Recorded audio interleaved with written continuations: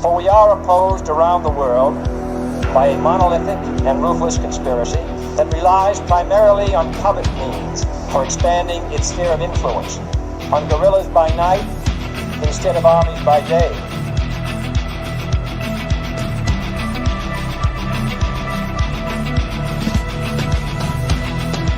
On infiltration instead of invasion, on subversion instead of elections.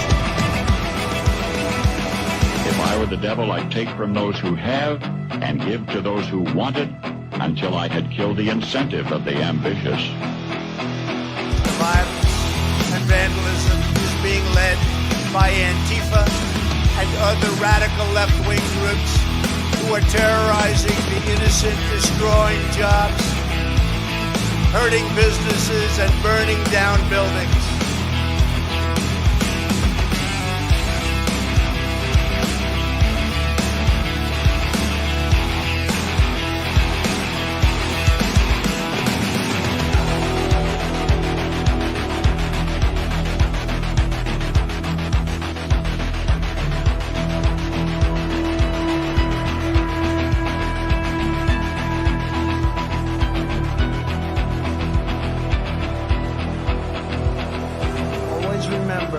They are coming after me because I am fighting for you. That's what's happening. Greetings, fellow thought criminals, and thank you for joining the insurrection. I'm Michael Lauber, and today I'm joined by Steve Hook, host of The Right Hook, which you can find every Friday right here on Ex-American News at 4 p.m. Eastern. How you doing this morning, Steve? Happy Monday. Well, happy Monday. I'm doing good, man. It's good to see you, Michael. Great day in England. Yeah. Yeah, we'll get right into that. Keir Starmer finally stepped down. I guess he's going to be replaced by Andy Berman, it sounds like. But yeah, Keir Starmer resigns, labor meltdown. Andy Berman, I guess, is sort of like he's a nice guy, even by accounts of his opponents. Like, he's a nice guy in person, blah, blah, blah, blah, blah. But I don't think that's going to save labor. Right now, they're very, very concerned, not just about Nigel Farage and reform, but they're concerned with Rupert Lowe and restore surging. Because it isn't just Makerfield. And keep in mind, this Makerfield election, which they're trying to now kind of dismiss, restore, they still picked up 7% of the vote. And that's with almost no campaigning and very little time to get organized. And Makerfield is a very pro-labor area. They've voted labor for over 100 years. I think it was 120 years they've voted labor in that area. So, yeah. But the signs are there that the tide is finally turning in the UK. The people are sick of it. It's not just there; it's all over Europe. Yeah, well, you have 15 years in a row where Muhammad is the number one boy's name, or something like that. 14, 15 years in a row. Keir Starmer had a lot to do with that. I still say the main portion of the blame goes to Angela Merkel. She almost single-handedly destroyed Europe with her push in the EU to allow immigrants into every country. Some countries were wise enough to say no, Poland being one of them, Hungary being one of them, saying basically, screw you, that's not happening here. But Keir Starmer went right along with it, and the political clout that labor once held in these heavy labor areas like Makerpool, that's gone. That is absolutely gone. And it's not just, we don't like immigrants. They ignored the rape gangs. They ignored them. Thousands of young British girls were raped, groomed, sodomized. Every imaginable horror that you can imagine to a young girl was done to them. And the government ignored it. And Keir Starmer is the face of that. And I don't give a damn who labor puts up. It's not going to help them much because no doubt about it, there will be more incidences. Now, labor, they do not have to have a general election until 2029 there. So they can just hold out and say, we're not going to do it. But the people aren't going to allow that, I don't think. And I don't envy, what's his name? Andy something or other. Andy Burnham. Yeah, Andy Berman. I don't envy Berman at all coming into this shit show that was created by his own party, because he can be as nice as he wants, but you can't put a happy face on a 12-year-old girl getting raped and groomed and multiply that by the thousands. And that's the kind of anger that England is looking at today. Keir Starmer just felt that the hammer came down on him. And I suspect it will on Berman as well. There's just no way that that the country's going to sit idly by. And you know what, Michael? You're seeing this everywhere. You're seeing it in Ireland. You're seeing it in Germany. Hell, you're even seeing it in Spain. And Spain is the most left-leaning country of Europe. And even Spain is starting the locals are starting to get pissed off at this leftward lurch. So it could be a glorious new day. Who knows? Well, Spain, the locals were getting ready to flip their little communist government there, or I guess technically socialist, but whatever, potato. And their government's response was to allow 500,000 illegal aliens to vote within their country. That got expanded almost 1 million, and now it's expected to be 1.5 million when it's all said and done. And you're right, Spain was actually in the news too. I didn't grab the story, unfortunately, but over the weekend, their government is now the equivalent of their like government accountability office. I can't think what it was called now, but they're basically saying that because of this influx now of all these illegals that they've now made legal so that they can vote, presumed to be about 1.5 million when it's all said and done, that their benefit system will be bankrupt within 6 months because they just do not have the money. Like California, doesn't it? Sounds a lot like California. Yeah, it's almost like when you add a bunch of dead weight to your welfare rolls, you can't keep up. I mean, Germany's the same way. Germany, 10 years ago, is one of the most stable countries in Europe. Like, I remember when they were bailing out Greece because of their economic problems. And now Germany's 10 largest cities are all either in the process of declaring bankruptcy or on the verge of it because of same thing, welfare benefits paid out to illegal aliens. But you're exactly right. Like, Andy Berman, is it Berman or it's Burnham? Andy Burnham is not going to have any better luck than Keir Starmer. Another thing I saw was being pointed out by like Lotus Eaters podcast, many others over the weekend. This guy doesn't have any positions. He's flexible. Whatever happens to be popular at the moment, that's the position he takes. Sounds familiar, right?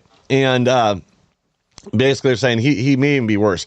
Now Starmer, though, he's getting hounded out the door, not just because of the immediate situation there, but part of what came out in this rape gang report was that him and his office were personally responsible for covering up at least 13,000 cases, basically sending the Mohammeds a strongly worded letter rather than prosecute them, as trying to sweep the crimes under the rugs. We're also hearing now, as people are going through the numbers, that this is well over 250,000 rapes that were covered up, not to mention all the non-prosecutions and everything else. I mean, there's going to be a price to pay. Like the anger is growing there. And actually, I'll just go and bring our next headline up here too, because I think it's reflexive of what we can expect. Scotsman arrested for alleged knife rampage targeting Muslims in Edinburgh.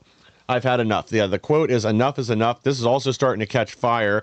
It's amazing.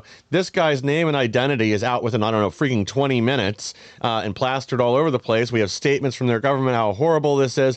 They still won't tell us who it is that threw a 3-year-old into a crocodile enclosure at a zoo in England, and they've already released him from jail, said he's not mentally competent to stand trial.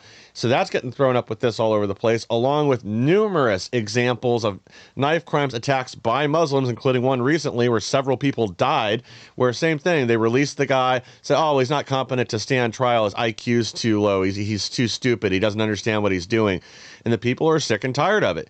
And you know what? This is when you continue to have your face spit in over and over again, like this is the logical outcome. People are going, if you're not going to protect them and you're going to persecute them, they are going to start standing up, and you're going to get street justice. Yeah. And it's real, you juxtapose that with all the Scottish fans that were in Boston for the World Cup. Yeah. And how they're saying and you can find the videos, they're all over the place.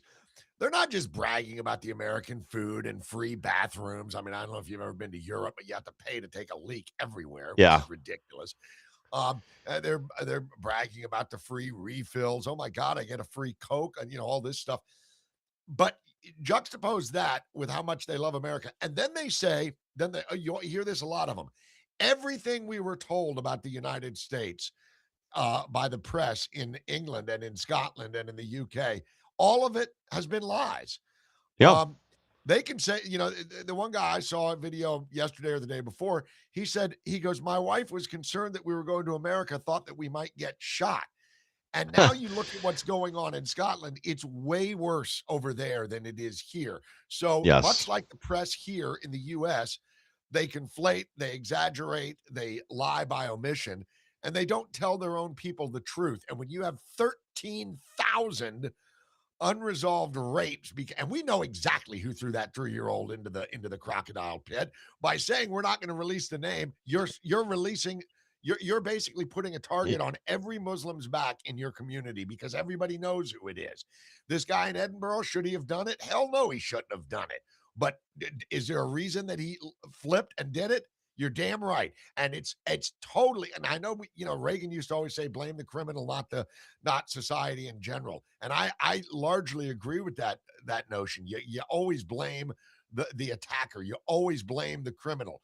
But in this particular case, you can push guys, you can push people for so long until they finally lose it. And that's happening all over the UK right now. And if I were a Muslim living in London, I would be hot footing it the hell out of there as quick as I could. But they won't because they've captured so much of it.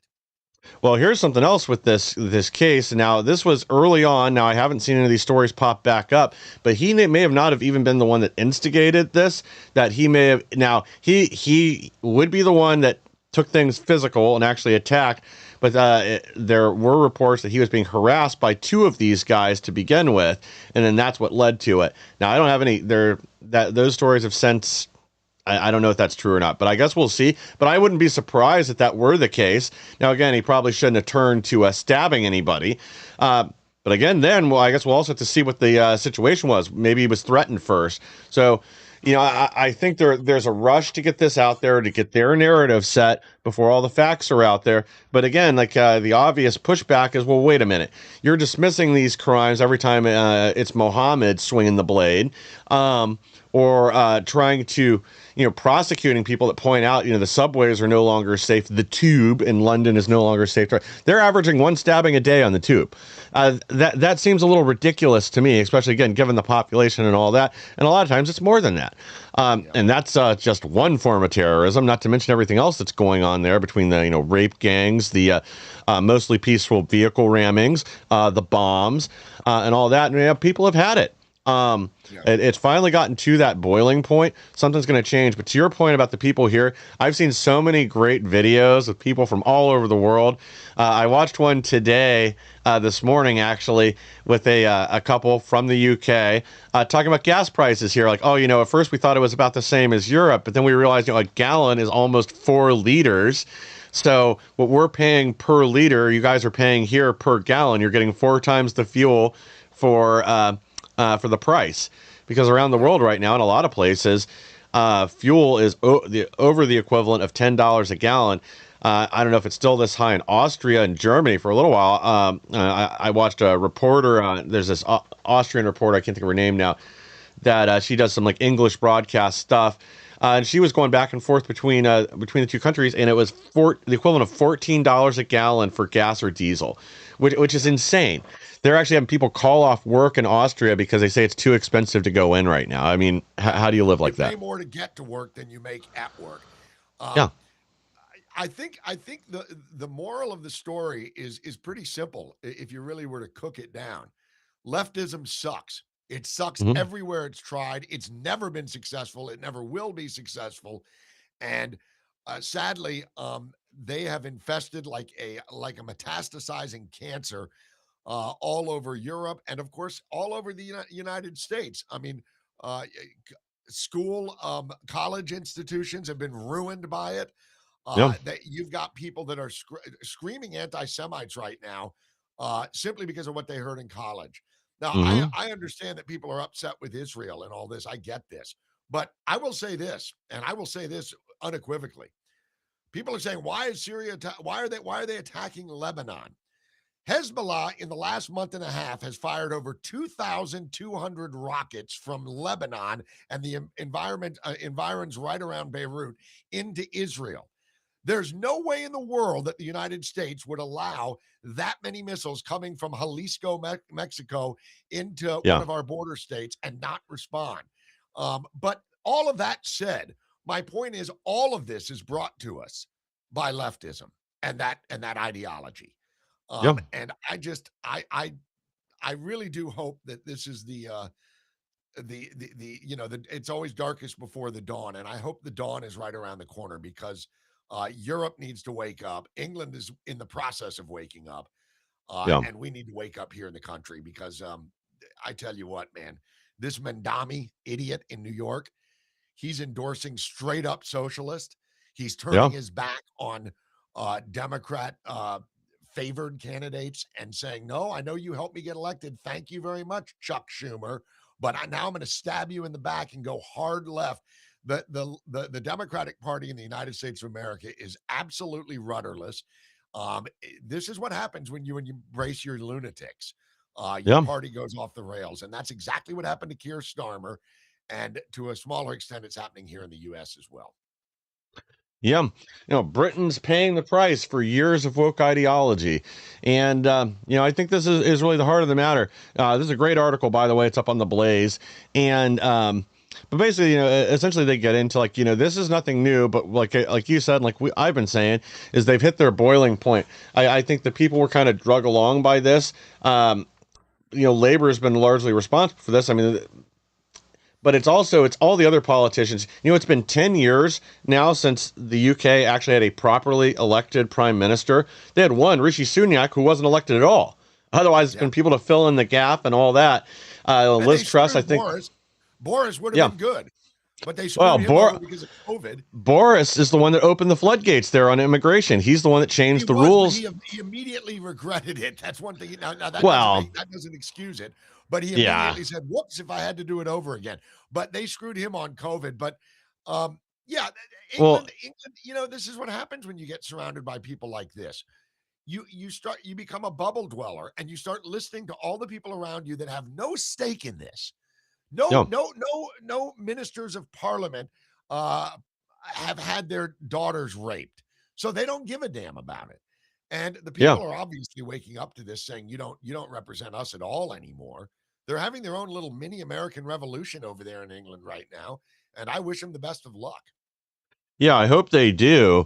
They need to do something. But yeah, Liz Truss is the one that really got screwed by the Bank of England. She was, 39 days as prime minister. But yeah, Boris opened the floodgates. I don't care if he's all sorry about it now. He also, was the one that went over and sabotaged the initial potential peace deal with for Ukraine to end that. That's because he was listening to the EU. Now, remember this. It's important to put it in context. This was during the run-up to the Battle of Brexit, really. And he tried to kind of smooth over everybody. Well, that didn't play well. And now you're seeing that people have just flat out had enough. I agree. Boris did make a pretty boneheaded mistake with that. But I don't really care what his excuses are. Yeah, I don't really care what his excuses their citizens at this point, and their citizens have had enough. Well, yeah, and I don't really care what Boris or anybody else's excuses are. It was obvious that this is what was going to happen. They're just trying to rewrite history because they know now they're going to be demonized in it if they lose power, and all of a sudden someone else is writing the history books.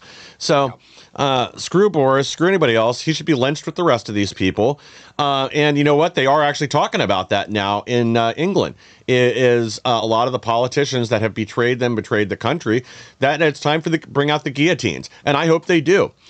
We need these kind of revolutions now globally. These people that have been in office that have betrayed us, betrayed the trust of the people, they need to pay the ultimate price. A message needs to be sent that this will never be tolerated ever again.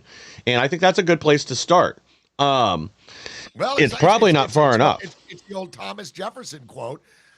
Sometimes the tree of liberty needs to be watered with the blood of the tyrants. Yes. And here we are now. These politicians, I'm telling you, man, as well as I do, Michael, these Brits are not going to take it for long. They're not taking it now. There will be uprisings the likes of which that nation has never seen if they don't start listening. And that's why Andy Burnham, he can say whatever he wants. But the first thing he ought to say after he steps into number 10 Downing, the first thing he ought to say is, Every single illegal immigrant is being deported within 6 months. They're going. We're rounding them up. And if he doesn't say that, which he won't last No. long, and he won't. No, but they're like you said, they're going to try to cling to power and hold off on elections till 2029. This is already, to his credit, Nigel Farage is out there already demanding immediate elections, and this is something they talked about before. I got a kind of a side story here too, and I don't have a slide for this, but have you heard about this movie, Citizen Vigilante, that's coming out? That they've already banned the film in Germany. They're trying to do the rest of the UK because it's about a, I guess, American business owner goes over there, his wife's murdered, and then he, it's your typical Death Wish or Vengeful.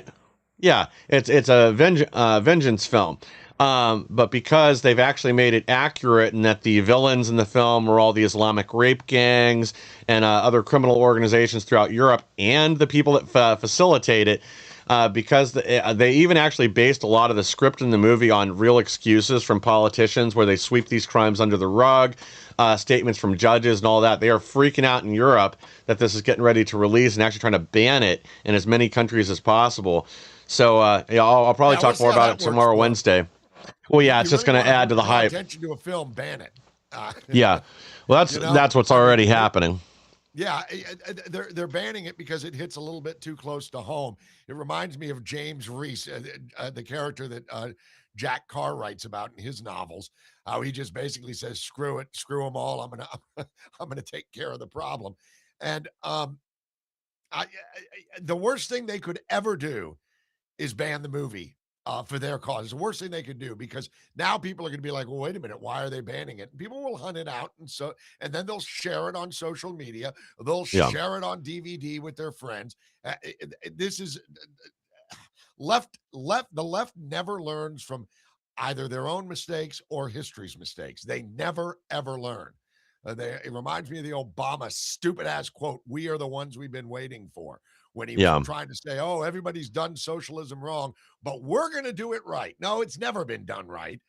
And they always say, oh, yeah, look at Switzerland, which is not socialist, but they have socialist policies in their government. It's not a socialist government. But they always point to little countries that can fit in the lower half of the state of Alabama and say it can work.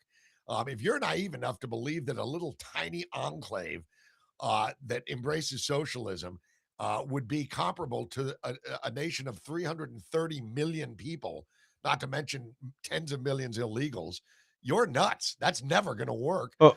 But the left is stupid like that.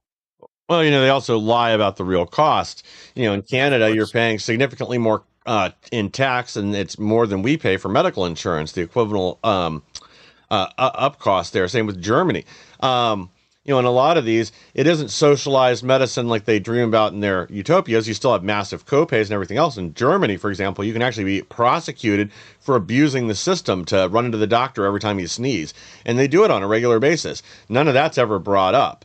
Not to mention, again, if you need a hip replacement surgery or you need in Canada, expensive cancer drugs, you're not getting them. Well, no, now you're just getting execution up in Canada. I mean, they're now wanting to kill people that are depressed. I can't even remember what the last one was I saw that was like ridiculous. It was a lady, like she was in her 70s. The treatment she needed wasn't even that expensive, but it was cheaper to kill her. So they were trying to push her to MAID instead of giving her, I don't know, we'll call it, say, $10,000 surgical procedure she'd need.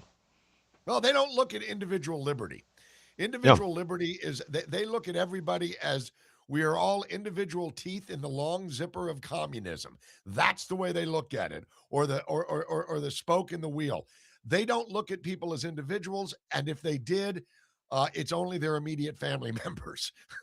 So some woman that lives out, lives out near Brighton or something is easily ignored, or some Fraulein in Munich will ignore that problem. It doesn't affect them personally, much like the rape gangs don't affect them personally. The left is sick, and the governments that they produce are sicker. I mean, it's just, I don't know how, I don't know how else to say it. They're just, they're tyrannical and they're evil. Mentally deranged. Well, let's shift gears here a little bit. Watch. JD Vance says talks with Iran resulted in very good foundation to end war. Announces Iran agreed to allow IAEA nuclear inspectors into the country. Well, we all know how effective the UN weapons inspectors are, so I'm sure that's a great move forward. But yeah, even over the weekend, these talks were back and forth and back and forth. For a little while, the Iranians weren't going to show up, then we weren't going to show up. Or, I don't know if we ever made that announcement or just. But anyway, over the weekend, the straits were going to be shut down again. I think they're still threatening that. As far as I've seen, I haven't seen any retractions there yet. There's disputes over the tolls. I mean, I got to be honest here. Like, I don't think we're going to get any kind of real agreement. Maybe we'll get the ceasefire. It certainly isn't going to last 60 days. It's unfortunate that this is where it's at, but there's a recent YouGov poll: 78% of Americans want Iran war ended now, and like I've been saying before, I wish we would have just gone in and really finished the job to begin with. Like, you can't negotiate with these people. But we're now 4 months in on this. People have had it. They're tired of the high gas prices. Globally, the consequences are getting to the point where, there's countries that may run out of jet fuel. And like we touched on earlier, gas in a lot of these countries is the equivalent of $10 a gallon or more. It can't continue. The other kind of concern here from Europe is, even when the strait opens up and things start moving again, it's going to take several months to get things back to normal. And it's the middle of summer right now, but their concern is once it starts getting cold in the fall up there, that they need to have a fuel supply, both, well, to make sure they can heat all their homes and have enough energy, but also because prices are already bad, that they remain this high there, that this will economically bankrupt a lot of these countries. Well, you got to remember, Europe, unlike America, is not really a car friendly part Yeah. of the world. Not that not because they hate cars, but rather they have so much public transport on these socialist agendas that, and they're all close. Yeah. Europeans, the snobby Europeans, like to say, "Oh, Americans are so uneducated; they largely only speak one language."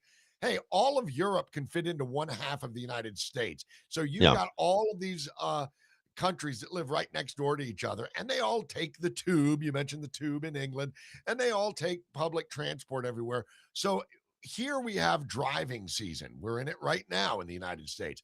Our gas prices are falling pretty Oh, quickly right now. Of course, we produce a lot of our own energy.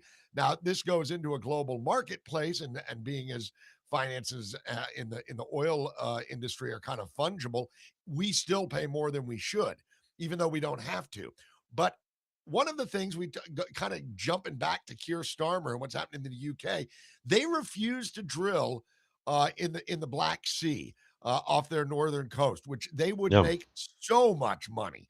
And they won't do it because they have been captured by these wokeista morons that have convinced them that it's dirty or it's wrong, it's bad for the environment. Somebody's going to have to go in there, and this is why a lot of these Brits that are in the U.S. for the World Cup Yeah. are saying stuff like, "We want our own Donald Trump." That's what they need. They need somebody to come in there and say, "We're going to make Britain first again. We're going to drill our own oil, screw the Strait of Hormuz, and see how it shakes out." But I'm with you. I don't think Iran is going to hold to this deal. I saw No. Lindsey Graham, who is a senator that you and I both kind of hold in the same disdain, but Yeah. he did say something that I think he was right on when he said, if Iran backs out of this deal and Iran violates the treaties and all of the deals that are signed, the U.S. will most likely take military control of the Strait of Hormuz. And then that was backed up by Vance has kind of hinted at that too. And Yeah. the tell would be, not only are we going to take over the Strait of Hormuz at great cost to us because it will take military expenditures, but Yeah. we're gonna charge every ship that goes through that money just to cover the cost of protecting the Strait of Hormuz. That would Yeah. be good, but I hate to see it. I'd love to see Iran just their government completely wiped off the map, but that was never in the cards for Trump. And I Yeah. think it's unfair to say that Trump is losing Iran because he won't take out he never said he was going to take out the government. We want them Yeah. all to, but who knows? We'll see how it shakes out. Yeah, and I saw the same thing, and unfortunately I do think that's probably what it's going to come to is us having to seize control of the Straits of Hormuz if we want any ships to get through there. But here's the other problem, and I saw kind of a interesting part of an interview over the weekend on this with a retired U.S. general, retired Navy admiral, and he kind of said this, and unfortunately I agree with him that the problem is even if we can militarily take control of the straits, and that's all well and good, but the problem hasn't been that their navy's primarily at the bottom of the sea. The IRGC has some speedboats and things like that still, and some mine layers, and that's about it. But they're mostly gradually becoming coral reefs right now. But the point he was making is it isn't even about that. Like them being able to go out there and lay a few mines is fine. We can get rid of those. They're not a legitimate threat to the traffic. The problem is the drones, the rockets, and the other things that they launch from land, and that they will continue to do this. And that means a lot of these, whether it's because of a private insurance company over the vessel or the country giving a directive, it will still shut down traffic if there's even a hint of a threat, because you got one drone hitting an oil tanker in the wrong place, and suddenly you've got a giant floating bonfire out there in the straits that could take days or weeks to put out. Not to mention the millions and millions of dollars in lost revenue and potential of lost lives, lawsuits, and all the other stuff. So all there has to Yeah. be is a threat of Iran attacking. They don't even have to have Yeah. Well, real I'll tell you capability what. to damage. Yeah, the first captain of that first tanker that goes through there is going to be a very ballsy man or woman. Um, Yeah. because you're right, and that is the problem. And I saw that one of the I don't know, the spokesman for the Iranian government, uh, bigwig, came out this weekend and basically said Trump's threats are hollow. I wouldn't be surprised if that man is on a death list right now. Oh, I'm I'll sure. tell you, the one great equalizer here, and the one known unknown, as Rumsfeld used to say, is Donald Trump. Yeah. Donald Trump does not like being made a fool of. He doesn't like being made fun of. If these Iranians continue to play this card of your threats are hollow, they mean nothing to us, those people will be dead. Yes. There's no question of that. I suspect that if these people get out of line, that Trump will wage a type of unholy war on Iran that they have never seen. Because God knows Barack Obama wouldn't have done it, Biden wouldn't have done it, Bush wouldn't have done it. I don't even know that Reagan would do it. But Yeah. Trump may well do it, and they ought to be very careful about what they say. That's all. They ought to be very, very careful of what they say and how they react. And as far as all these people saying they want the Iran war ended now, to me, I want it ended yesterday. I think we can all agree. War's no Yeah. good. It sucks. But I think it's very important to place all of this in context. And when you remove 47, 48 years of sheer terror that they have caused around the world, whether it's in Africa, whether it's in the Middle East, whether it's in the Gulf of or the Strait of Hormuz or the Gulf of Persia, wherever it is, whether it's in Beirut, all of this all of it has its starting point with Iran. Almost Yes. all of it. I mean, all of these groups, from the Houthis to Hezbollah to Hamas, to all of these other terror groups around the world, all of them are funded by Iran. So Yep. Iran needs to pay heavy for that. And I suspect Trump would be the one to do it, but we'll see. Yeah, and that's kind of why I go back to if we're going to be there, we ought to just finish the job, eliminate the government there, because otherwise this is only going to continue. But we got some. Let's go back to some good news. Trump-backed El Tigre wins presidential runoff in Colombia, further eroding the socialist control of South America. I think this map right there is such a great illustration of this. And think about how many of these countries have lurched to the right just in the last 12 months. I mean, it's been amazing. Obviously Argentina and El Salvador were already there, kind of leading the way. Bolivia's socialist government fell apart. Evo Morales lost control. Just about every country down there is moving to the right and becoming aligned with the United States and with more conservative values. They're pushing out the corruption. The people are sick and tired of living under the thumb of these corrupt dictators and narco terrorists that have been running a lot of these countries. And the times they are changing, as they say. And I don't know so much about this El Tigre, the tiger, but a lot of these candidates that have come in and taken control of these countries have immediately started changing things, arrests, prosecutions. in some cases assisting U.S. forces in targeting cartel leaders and drug dealers within their country. They're now working with us. This is a huge change. And once Brazil gets their stuff together, if they do, I don't know about the level of corruption there is almost as bad as it is here. So I don't know if they'll be able to. I mean, they're trying to go after Bolsonaro and his son again right now, which is just disgusting. I believe. Well, I know Bolsonaro is still under like house arrest, and um, I can't remember if his son is yet or not, but will be soon. But once that demon's slain, they've already made their deal with the devil with China. I don't know that that's going to pay off for Brazil for too much longer. That's the last country that actually matters down there. It's the socialist government. I mean, who gives a shit about Angola? Well, the thing that when I see what's going on there in South and Central America with this is great for the world, first of all, but it's also illustrative of how much people will take before they push back. So for all of these idiots, and let me just make this point very, very clear.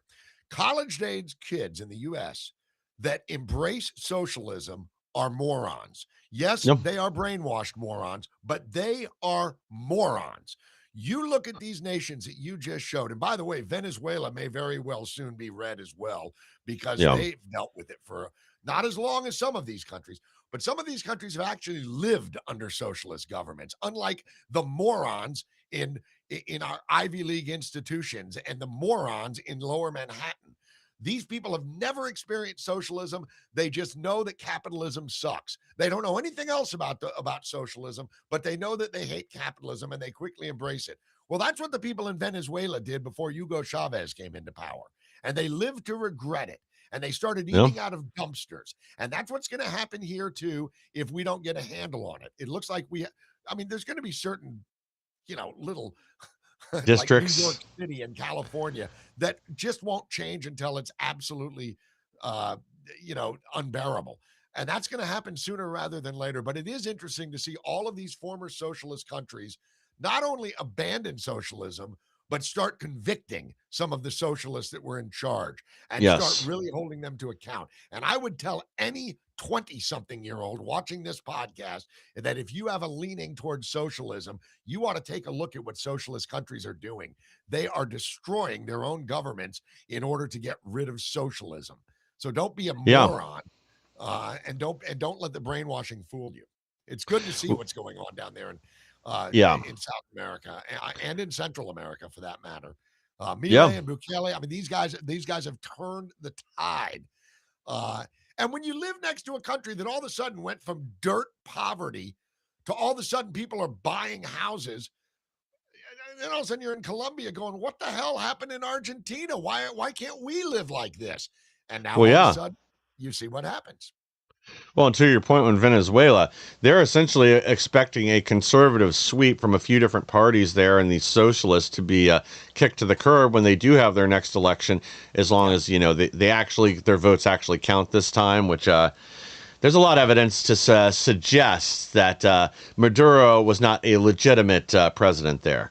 I think everybody knows they stole the last election, but yeah, but this is spreading, and you're exactly right. A lot of it is them looking across the border and realizing, we don't have to live this way, that it's not impossible to lock up 85,000 criminals in a small country. El Salvador went from being the highest murder rate per capita in South America to the safest country in South America in almost no time, in under 2 years. And that's what happens when you decide you're just going to put the boot on the throat of the criminals and the corrupt politicians that let them exist, and you're going to lock them all up in an aircraft hangar. You can accomplish a lot. And this is the same route we need to be taking here. I'll tell you what, though, Michael, I would just say this. We talk about this, and it's very important to remember now. You look at, you mentioned El Salvador, Bukele.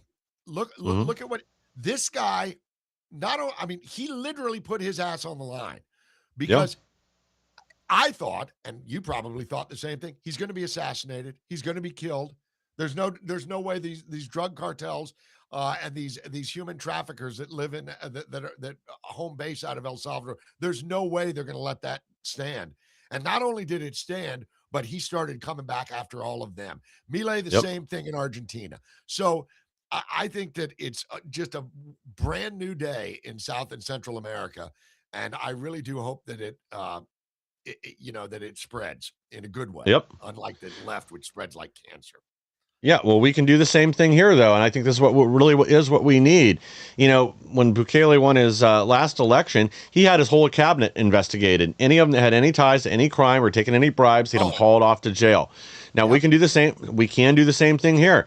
We can get if the Republicans still control Congress, they can appoint new judges. We can put prosecutors and a judicial system in place to go after the deep state, to go after all the corruption. There's no law preventing us from doing that. But we will have to find our testicles and actually do the hard things, because the media, of course, is going to just be apoplectic if something like that happened. But we're going to have to do it here. If we want to actually be out from under the thumb of this deep state, this shadow government that we've been living under for probably since Kennedy was assassinated, we're going to have to actually do something about it. These wimps at the DOJ are going to have to find their testicles, stop protecting everybody, and get rid of these people. I know Pulte today is taking the reins as DEI temporarily, and everybody was saying about how he's going to do mass firings. Well, I'm not holding my breath, but let's see if it happens. Pulte is serious, but I don't know if they'll let that happen or not. But that's a good first step, but firings are not enough. We need actual prosecutions here, and then we can have the same economic boom that they're having in El Salvador and other places, not to mention a boon to our freedom and everything else. And we need something at this point. It's not impossible. We got to start aiming higher and achieving those goals instead of backing down every time there's pressure on us. Well, I've said to my wife and daughters, and I say it all the time, I said, people hate Trump. They hate Trump. But when he's gone, 10 years down the road, you're going to look back and say, good God, we could use another Donald Trump. And I don't care how unhinged the left is about that.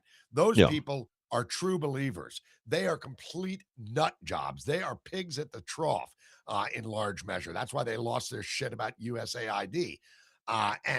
And the problem is, Michael, as you well know, a lot of the younger generation here in this country, especially in the Northeast and out on the West Coast, the left coast, they've been steeped in this anti-capitalist, anti-patriarchy, anti-U.S. traditions and more. They've been steeped in it. They've been taught it. So I think that we need to this is why I'm glad that Linda McMahon at the Department of Education is doing all she can to dismantle that corrupt as hell agency. And I think that that we need to start holding everybody accountable, including these tenured college professors. They should be brought up on charges, but what are you going to do? It's kind of a real ironic thing in that the one thing that we need right now is a strong man that will come in there and just clean house. And unfortunately, our government, as it's set up, doesn't really allow for that. So you've got to kind of, it's like eating an elephant one bite at a time. It's tough to take on the deep state. This is why, and you'll remember this is why I always said you can't blame Bondi for everything. As it turns out, Bondi was pretty lackluster in her job. But she was facing a massive bureaucracy that was I don't want to hear it. That all sounds like excuses to me, because she had the authority to fire these people. She did not act on the plan, as other people come forward and said. Again, if you don't eliminate the problem, then don't expect something different to happen. I don't disagree with you. I have zero sympathy. All I'm saying is, and I completely agree with you.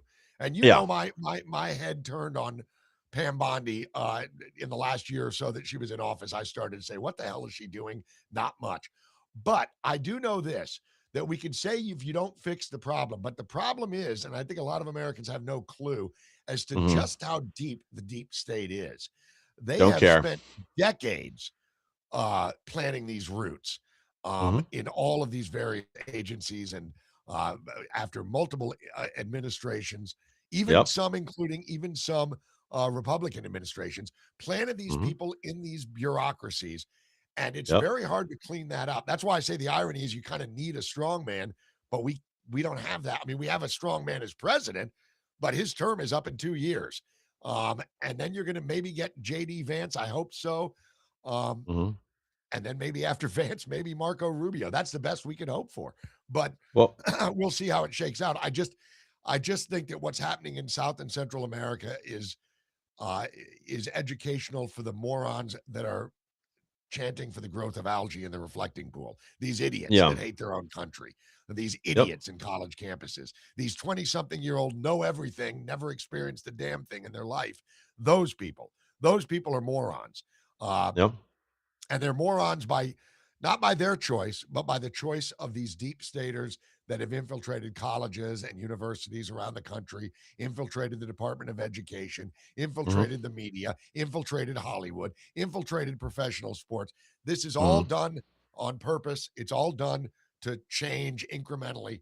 Now Kamala Harris is out there saying, yeah, we really ought to get ballsy and stack the Supreme Court. And while we're at it, we ought to Hmm. end the Electoral College. Well, we all know that Kamala Harris is an abject idiot, but Hmm. if that happened, there would be a civil war in this country. I don't know that there would, because again, our side's not showing their willingness to act. I think they would probably join with the left and try to clamp down on things, unfortunately, because we just have too many Some of our wusses that are politicians, afraid to but not act. the residents. Yeah, When the maybe. residents of Dubuque, Well, Iowa have no representation because yeah. the voters in Los Angeles decided that their Yeah. electoral college is going to crush them, then you're going to Yeah. start seeing what we're seeing in England. Then you're going to start seeing these uprisings. Maybe. I hope so. I don't have a lot of I don't think it'll get confidence. to that, by the way. I don't think it'll Well, get to that. I don't think they'll ever get I think again, we just need people to actually act and do the hard things.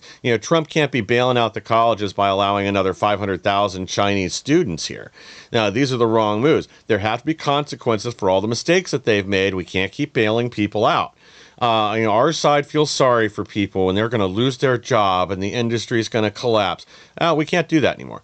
These people are just going to have to be destitute in the street, and that's all there is to it. A lot of these institutions are failing. They are the root of the problem. We can't be saving them. We need to let them just collapse under their own weight, and the colleges that get it together, change the curriculum, and then are actually attractive to students once again, and aren't just creating little commies, they're the ones that we should worry about. Otherwise, let them fail. Let them fall apart. That's the way the system's designed. We can't keep bailing them out. And as far as the government employees, again, we just have to actually do the thing and fire people. Consequences be damned. Otherwise, the problem's never solved. And I hear all the excuses. Oh, we just can't do that. We can't. Yeah, I don't really care about that anymore. We're going to have to fix the problem. And we know that it can turn around because we look at El Salvador, same thing. They got rid of whole departments and they bounced back. Tiny, but I mean, compared to the US, I don't think that's. I don't think that matters. I agree with you, but I'm just saying that the problem is so much deeper than most Americans are aware of. Agree. We're going to clean house, but you're going to clean house? Okay, good. Have at it. Clean house. I'm all for it. I'm completely down with it. Yep. But the problem is we have a whole bunch of people in this country that have for example, I mentioned the 20-something-year-olds. The Gen Zers and the Gen Yers. They have no idea that here are kids that spend $85,000 a year on a very good college. Average, call it $52,000 a year at a decent college. Okay, they get out of school, they got about $250,000 worth of debt, and there's no job for them. Now, why do they blame that on the U.S. government? Well, because college tuition rates skyrocketed once Obama, that idiot, took over the student loan program because he used it to fund Obama fail, which has also destroyed healthcare in this country in large measure. Thankfully, Trump has made some great moves on that as far as the prescription drug costs and all of that. But this has been done, and these kids have no idea. When I try to explain it to somebody that I meet that's 28 years old, and I say, you do understand why college tuition is so high, right? You get it. They have no idea. They have greedy colleges. Well, yes, greedy colleges. But really, it's because Obama spread the cost of healthcare to all these kids. I get it, Stephen. I get all the excuses. But this is do these people even matter though? They're already not voting on our side, so why should we care at all what they think? I mean, that's how we have to start viewing this. These people are totally irrelevant to us. That's not going to change. We have the votes, we have the power right now. We just have to execute on it. And if they become violent and they do other things, well, there's the National Guard, there's prisons, there's other places to deal with them. That's how we have to start viewing the problem instead of caring about them and their feelings and the excuses they make and everything else. Otherwise, the problem's never going to get solved.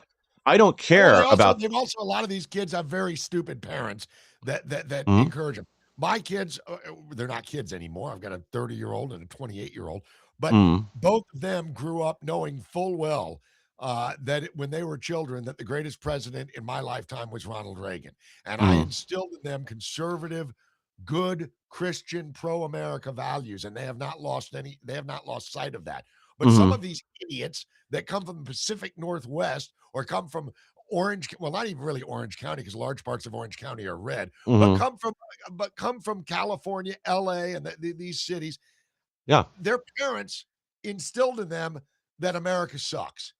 yeah, Well, just take a look at the Scottish fans, the German fans, everybody here for the World Cup, and they'll tell you right up front, God, I wish I lived here. But these yeah. kids are spoiled and they don't know any better. I don't feel sorry for the kids. I just feel like they're incredibly ignorant, and their ignorance Y- was intentional. That ignorance Yeah, but was well, again, my point is they're irrelevant. They don't matter. They're already voting for the left, so it doesn't really matter. What we change or what we enact. They're already going to be mad. They're already going to be yelling. They're already going to be out there protesting. Nothing's going to change. So we might as well do the hard things and actually fix the problem. They don't matter. And if they get pushed so far that they do get violent or other things happen, we have ways to deal with that.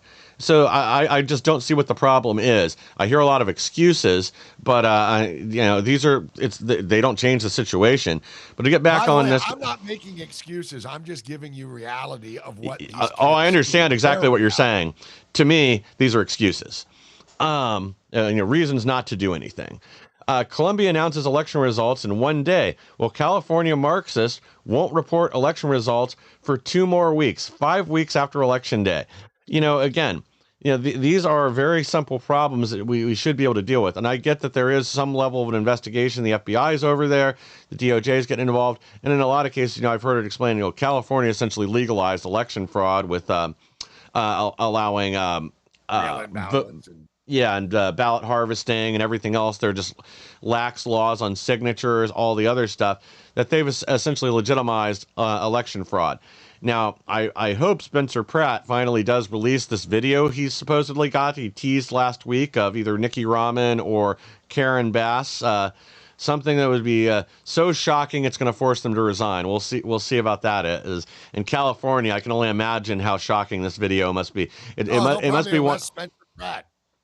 Probably they'll use the Nick uh, um, the what's it called, the Nick Shirley Act, and Yeah, arrest and fine him.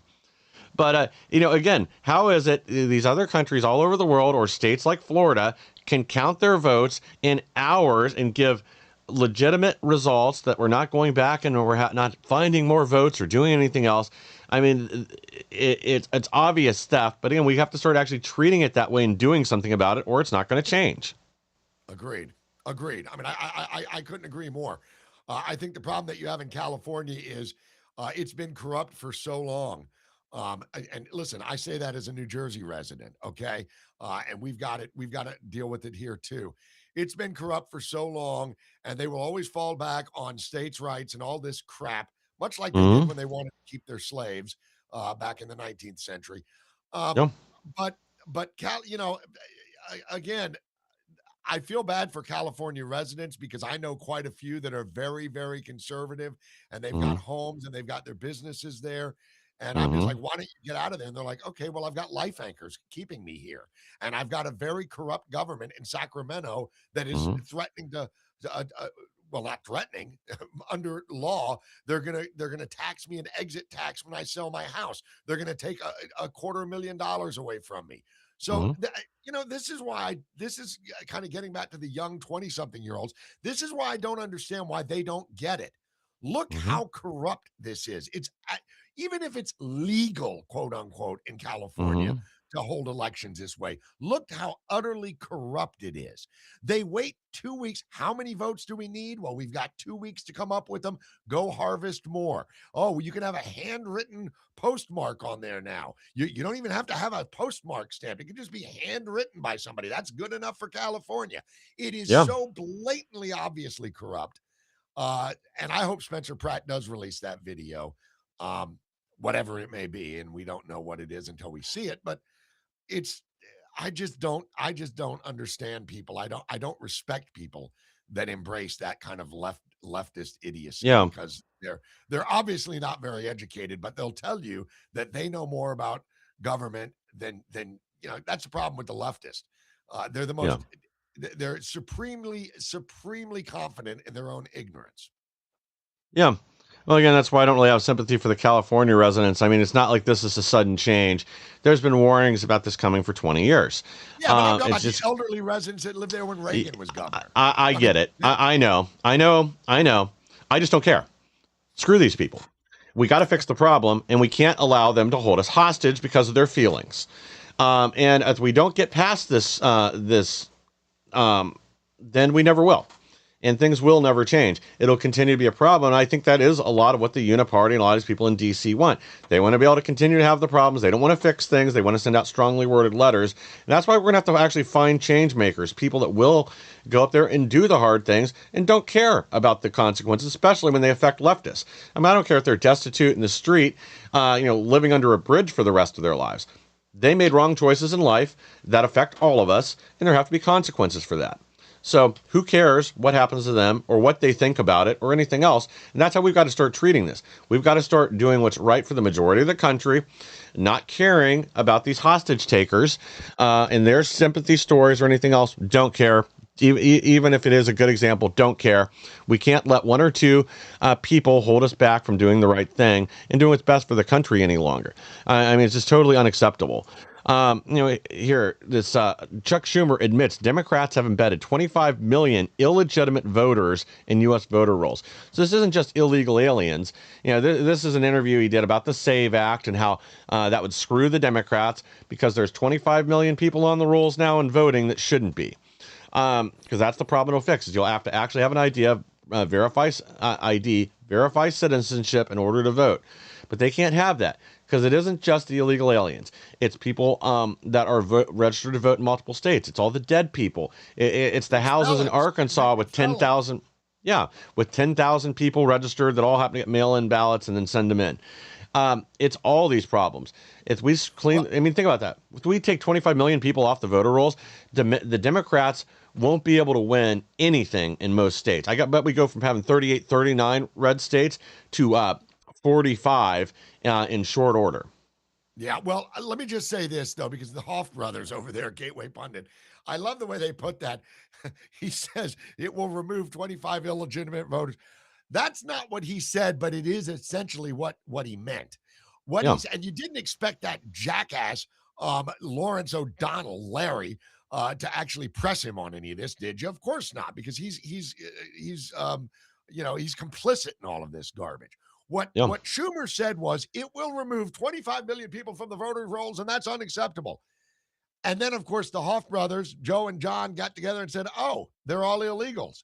Well, they're not all illegals. Like you said, some of them are registered in multiple states. Some of them are dead. Some of them are convicted felons. So if you really boil it down, yeah, it would remove people that never have been on the voter rolls.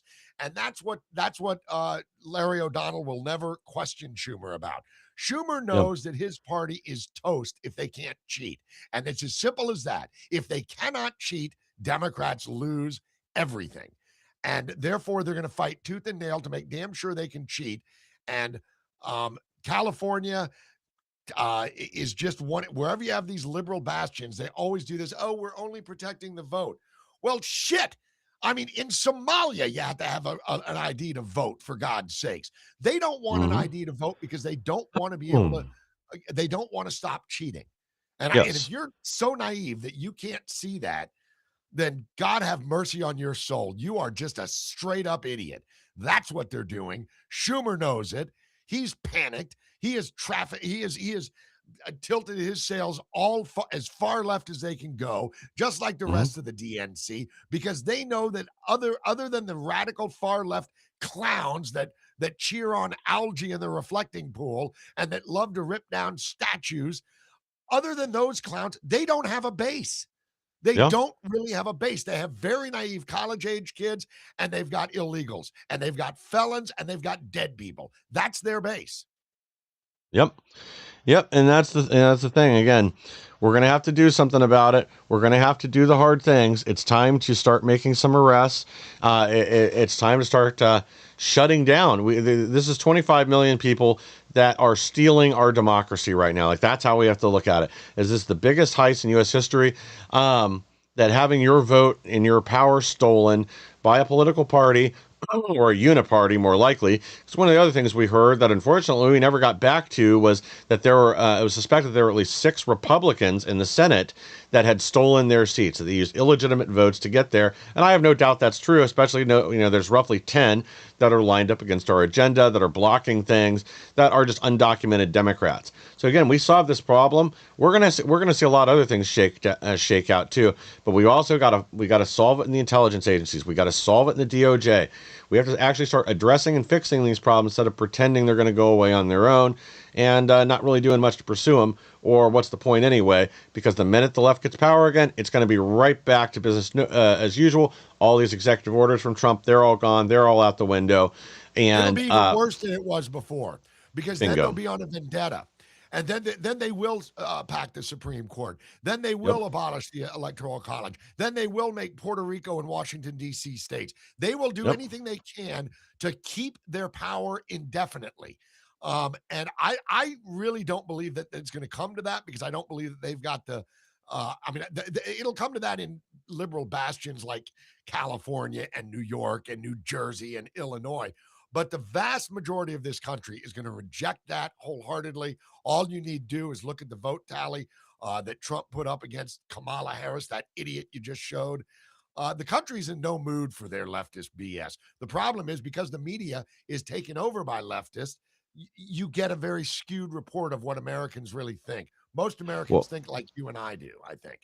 Well, again, if we don't fix the elections, does it matter what the country thinks? Or are we just going to get the result they want? The elections in large part, like take a look at Florida. I mean, Florida, they count their votes in less than a day. They require ID. The problem, though, isn't the red states. The problem is obviously the blue states and the swing states. So it doesn't matter. I don't disagree with you there, but I just don't think that. Put it this way: if they understand this, that would immediately go to the Supreme Court. And I don't care if we're going to pack the Supreme Court. You won't be able to pack the Supreme Court unless without the consent of the people. And the consent of the people in this country are decidedly against that kind of garbage. I don't give a damn what they think in California. I don't care what they think in Trenton, New Jersey, or in Albany, New York. I don't think the Democrats care what the people think or their handlers. And if they have the power, they will ram it through and pack the Supreme Court, and the media will tell everybody it's a great thing that this is happening, and that will be the end result. They will get what they want if we don't stand in the way. I don't think you will. But I don't think that, I really and truly, I'm being optimistic, Reagan optimistic here. I really do not believe that we are going to see that happen in our lifetimes. I don't, because I think that if all of a sudden you tell the people in Winslow, Arizona, that their rights and their carry rights, their Second Amendment rights, are gone because a bunch of nitwits in Sacramento decided that they shouldn't have them, you will see you will see civil unrest the likes of which this nation has never seen. And that you mean insurrections that we clearly have to send the National Guard out to put down, because again, that's how it's going to be framed by the media. Again, you can be optimistic all you want, but the reality is our side doesn't get out and protest. We don't do things like that. And the minute there's real pushback, they will though. If all of a sudden you say, guess what? All of your arms, you have 30 days to turn them in, or we're going to arrest you and press you with felony charges. I just do not see that. Even there, believe it or not, there are some Democrats that are Second Amendment. Not many of them. Their party has certainly been taken over by the far left, but there's a lot. But there's a lot of Democrats that will be very quietly underneath. I mean, take a look at Joe Manchin. That's why he's no longer there. I just. Look, we've got the perfect man in office right now as president. None of this shit's going to happen while Trump is president. None of it. You will see continued cheating in these these blue states, rather, and these blue enclaves. You will see that. You will see New York go further and further socialist. And hopefully, within a year or two of that move, New York will collapse under its own weight. And then maybe some people will wake up. But I don't think we're going to ever see in our lifetimes the Supreme Court get packed, or Puerto Rico become a state, or DC. For one, Well, DC becoming a state would be against the Constitution, so they have a tough time doing that. Yeah, they're not going to get DC, but the rest of these they'll do, and I wouldn't be surprised. Do if they get power again. I don't think they're anywhere near. Look, we can say how bad that Trump's poll numbers are, but compared to any leading Democrat, they're a lot better. Democrats, their numbers are in the toilet. That's why you never hear the media talk about them. Yeah. Well, again, as long as we can get the turnout problem fixed by the next election, because otherwise they are going to take a lot of these seats. And again, I don't think they'll hesitate to pack the Supreme Court and do other things because they want to. Because yes, and they accomplish the things they say they will, and they'll have the media running cover for them the whole time. But, thanks again for joining today, Steve. To our audience, thank you guys for being here. Please like, share, and subscribe. Help us to grow so we can bring more people the news the mainstream media doesn't want you to hear. I'll be back tomorrow with